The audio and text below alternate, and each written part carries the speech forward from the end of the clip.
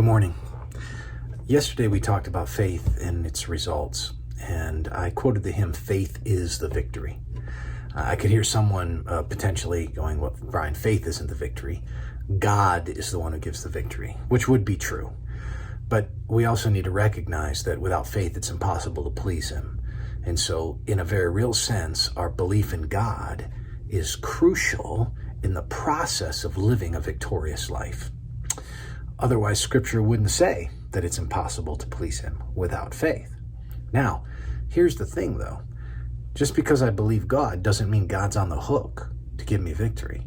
It doesn't mean God's on the hook to grant particular results. You know what else we need to know? As I believe God, it might lead to my rejection. We have to wrestle with faith and rejection. It's interesting that the author of Hebrews, in listing all of these things in the hall of faith in Hebrews 11, finishes it up not with this grand crescendo of faith is the victory. Instead, it becomes something about faith and rejection. Hebrews 11:35, and I want to read down through verse 38. The 35, this is the last portion of verse 35. Some were tortured, refusing to accept release so that they might rise again to a better life. Others suffered mocking and flogging and even chains and imprisonment. They were stoned. They were sawn in two. They were killed with the sword. They went about in skins of sheep and goats, destitute, afflicted, mistreated, of whom the world was not worthy, wandering about in deserts and mountains and in dens and caves of the earth. That sounds like hiding. That doesn't sound like victory. That sounds like rejection. Some people ended in death. Would we conclude that those who were martyred for the faith through the centuries died as losers?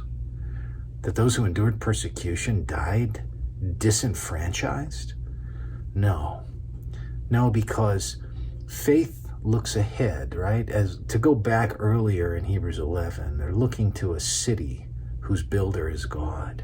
They're looking ahead to the one who brings and gives reward. Faith might lead not just to the results you want, but it might lead to rejection. But if it does, you'll never be rejected alone.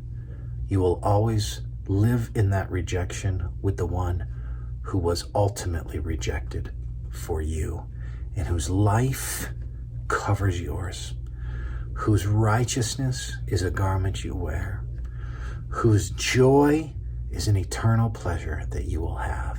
And in that way, even in the midst of rejection, faith is still a victory. May the Lord bless you today.